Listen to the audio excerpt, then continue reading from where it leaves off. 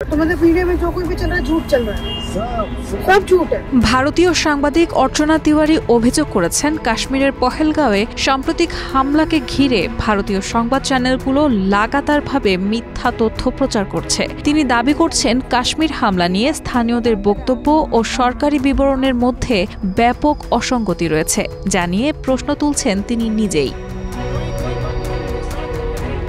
পাকিস্তান ভিত্তিক ইংরেজি দৈনিক দ্য এক্সপ্রেস ট্রিবিউনের এক প্রতিবেদনে উল্লেখ করা হয়েছে, তিওয়ারির তদন্তে সরকারি বক্তব্যের অসঙ্গতি নিয়ে আলোকপাত করা হয়েছে। ফলে এই অভিযানের সত্যতা এবং উদ্দেশ্য নিয়ে প্রশ্ন তুলছেন তিনি। তিওয়ারির মতে একাধিক প্রত্যক্ষদর্শী এবং স্থানীয় সূত্র নিরাপত্তা সংস্থার দাবির বিরোধিতা করছে, যা সরকারের প্রমাণকে ভুয়া এবং সংঘাত মঞ্চস্থ করার ইঙ্গিত দেয়। धर्म पूछ करके मारे गए हैं, उन सब के सबको बता रहा है कि ये सब नाटक। এক রাজনৈতিক বিশ্লেষকের কথায় অর্চনা তিওয়ারির সত্য প্রকাশ প্রমাণ করে যে পহেলগাঁওয়ে ফলস ফ্ল্যাগ অপারেশন অপপ্রচার ছাড়া আর কিছুই না। এছাড়া একজন কাশ্মীর ড্রাইভার অর্চনা তিওয়ারির কাছে তথ্য প্রকাশ করে বলেন, ভারতীয় সংবাদ চ্যানেলগুলো নিরলসভাবে মিথ্যা প্রচারণা ছড়াচ্ছে।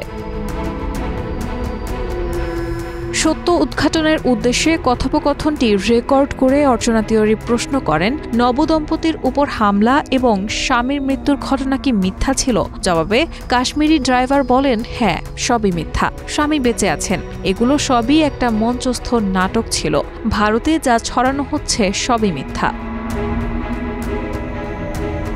অর্চনা তিওয়ারি আরও জিজ্ঞাসা করেন, বিধবার বিবৃতি এবং ঘটনায় ক্ষতিগ্রস্ত শিশুর ভিডিওটি কি মিথ্যা? ড্রাইভার উত্তর দিয়েছিলেন, হ্যাঁ, এটা সবই একটা রাজনৈতিক খেলা। 10 কিলোমিটার দূর থেকে গুলি চালানো সন্ত্রাসীরা কিভাবে ভুক্তভোগীদের ধর্ম সম্পর্কে জিজ্ঞাসা করতে পারে?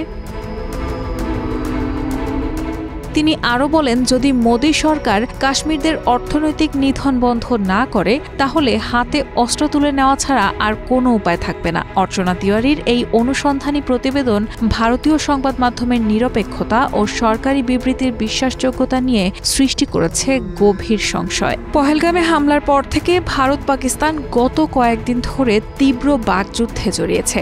22 এপ্রিল ভারত নিয়ন্ত্রিত কাশ্মীরের এই এলাকায় সন্ত্রাসী হামলায় 26 জন নিহত হন, যাদের বেশিরভাগই পর্যটক ছিলেন। দ্য রেজিস্ট্যান্স ফ্রন্ট নামে পরিচিত একটি গোষ্ঠী এই হামলায় দায় স্বীকার করেছিল। ঘটনার পরের দিনই ভারত সিন্ধু জল চুক্তি স্থগিত সহ পাকিস্তানের বিরুদ্ধে বেশ কিছু পদক্ষেপ নেয়। রায়হানা মুন, প্রবাস খবর।